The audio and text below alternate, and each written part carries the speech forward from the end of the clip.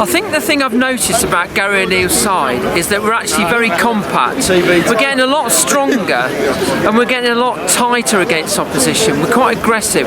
We're not as nice as we used to be, and that's good. But I was expecting something better than that. Yeah, I mean, look, Sheffield United was going to make it difficult, weren't they? It wasn't going to be a classic game, but the most important thing, I guess, is that they got the job done, got the 3 points. Well, it was, yeah. Considering we've lost the last 2 games, one in pretty traumatic circumstance against Manchester United is good, and you do need to pick up your home points because, let's face it, we have got some very hard away games coming. I want to know what you make of that. Not a classic. Not a classic, but I come over from Spain actually for the game, so could have picked a better one, but still, we'll take the 3 points. Yeah, absolutely. Look, Sheffield United were always going to make it difficult, weren't they? Yeah. Well, you guys predicted it on your podcast beforehand, 1-0, ugly, but we move on.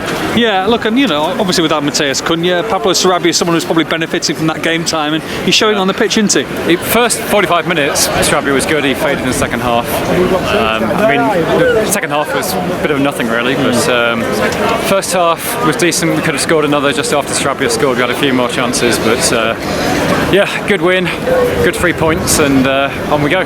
Pablo Sarabia is someone who's benefiting from perhaps more game time than we thought. With Mateus Cunha being injured, he's showing that he can really do the business. Well, I don't think there's a single player in this squad that Gary O'Neill hasn't actually improved quite what he's doing compared to what Lopetegui was.